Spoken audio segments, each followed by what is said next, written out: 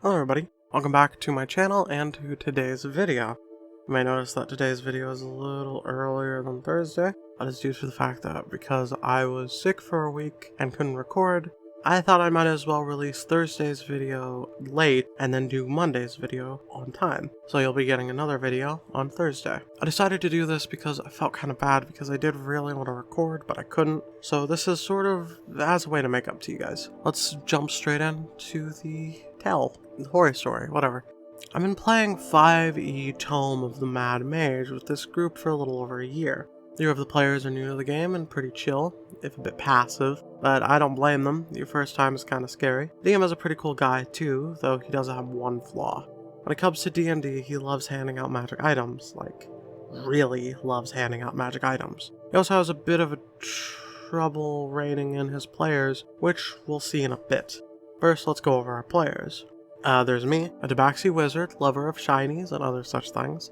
Phone Girl, a tiefling drunken master monk and aspiring cult leader. She's the simplest to explain.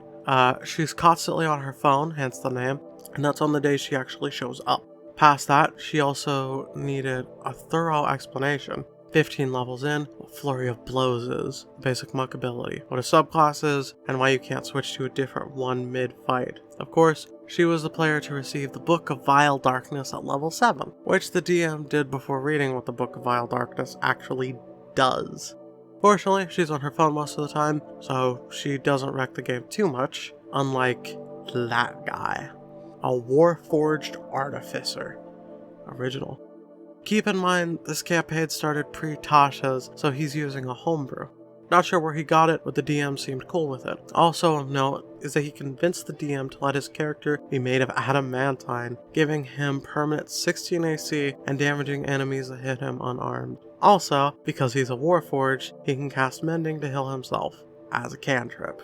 See, a common theme with that guy is that he's very good at taking advantage of the DM's inability to say no, and using it to feed into his own desire to be overpowered. The other feats of that guy include: in a fight that was going sour, my character was incapacitated by a Yuan-Ti following a botched acrobatics check to climb between a roof. That guy's first instinct was to loot my body for a magic ring I found earlier. He once killed my character when we were sleeping during a long rest. When the party turned on him, he immediately retracted with, "It was just a joke," and the DM let him take back the long, several strength contest action of strangling my character to death.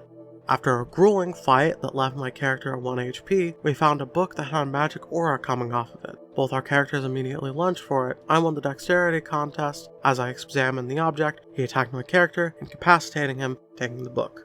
Excuses all of this with the classic, "It's what my character would do," because apparently his character doesn't trust anyone despite being neutral good.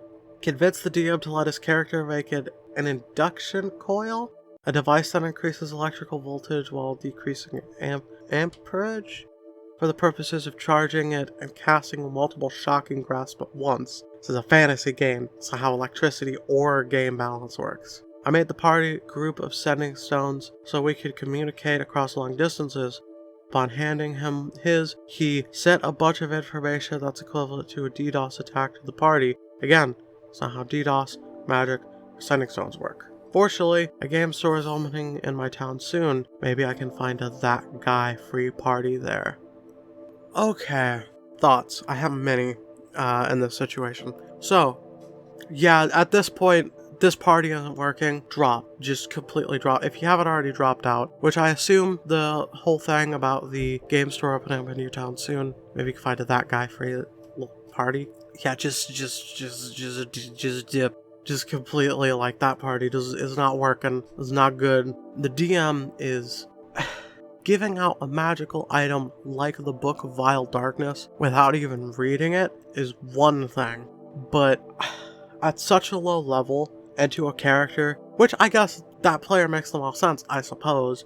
She's not focused enough to actually use it ever, so whatever, I guess. That guy is probably the worst part of this though. Constantly trying to kill off characters and backing out of things. The fact that the DM, I don't know if the DM just isn't experienced enough to know how to deal with this, or if he just doesn't care. Either way, get out of there. you could maybe try to say something if you haven't already, like try to talk to the DM about everything going on. But if he won't listen, then that's your cue to back the fuck out. Because, I mean, they say no D&D is better than bad D&D. But I think that really you can find better parties.